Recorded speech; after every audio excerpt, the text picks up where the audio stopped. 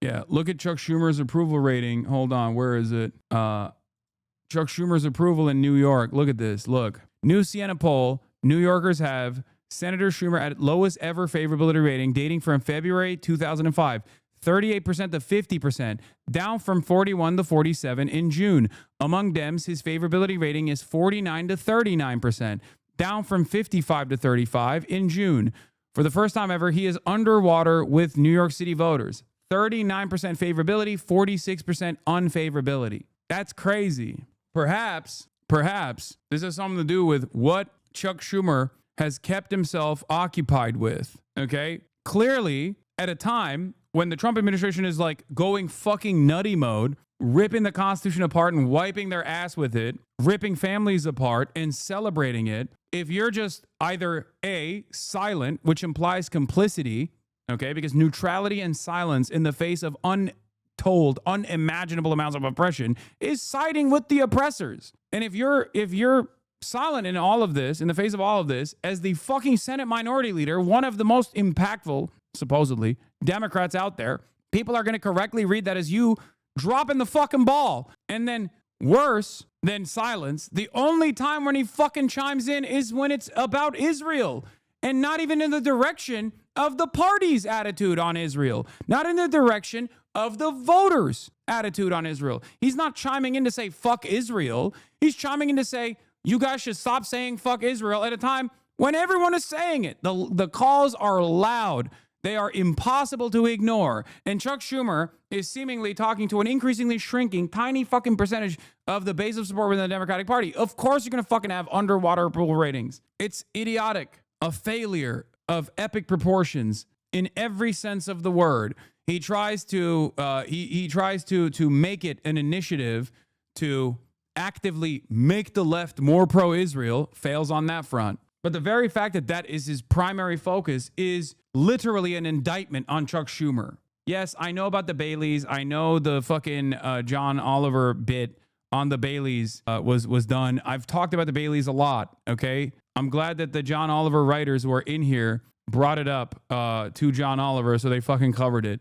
We've talked about it months ago. We've talked about it for a long-ass time, as a matter of fact. I know. Dick Durbin voting with Chuck to pave the way for the Trump admin cuts to go through directly led to a backlash in Illinois and his decision not to run again. Honestly, why people don't see the writing on the wall, and I'm curious who will replace Durbin. Yeah. New York City net favorables. Mamdani at plus 14. Gillibrand at -2. Schumer at -7. Curtis Sliwa at -12. Elise Stefanik at -16. Cuomo at -17.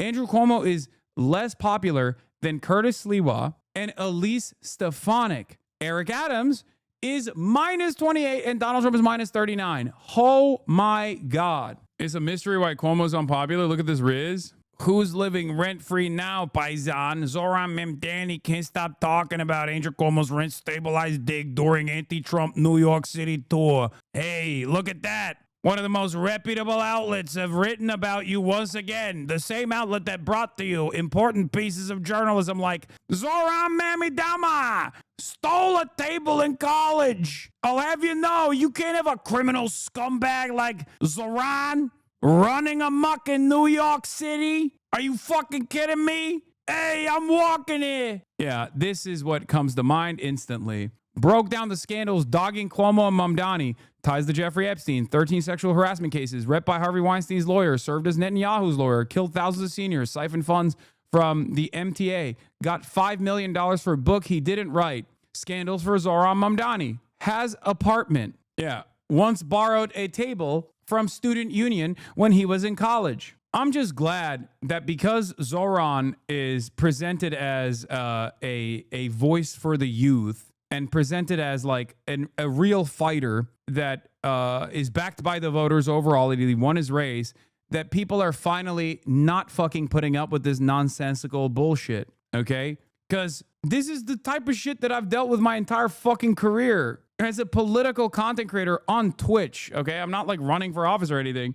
So the standard should be even lower for someone like myself. And yet people unironically still try to do this shit. And I'm so happy. I'm so fucking happy that people are not even entertaining this at all and just simply making fun of how insane these idiotic standards are, because this is not a real standard to apply to anyone. Okay. It's just not. It's not. It's incredibly stupid. My Nana called him a 9/11 insider agent because his dad is Muslim. Yeah, of course. Your Nana is fucking insanely racist. Being a progressive means making real progress. There's only one candidate in this race who's passed a bill supported by Bernie Sanders. Surprise! That's me. I am a progressive because I believe in getting things done for people who need it. As governor, I championed and passed the Excelsior Scholarship to make college tuition free for New York's middle class. It was a national first to help make New York more affordable. And as mayor, I will continue to further expand education opportunities for all New Yorkers. It's so funny to present Bernie Sanders as like a defender of your progressivism when he very clearly endorsed your opposition, okay? He endorsed Zohran Mamdani. This is just an opening for you. For Bernie to go, yeah, you suck, dog. I am gay. I am black. I am Muslim. I am New York. I'm Andrew Cuomo. And I've sexually harassed and assaulted 13 women, including a cop. I am Andrew Cuomo, also known as cop rapist. I am a woman. Anyway, that's Cuomo.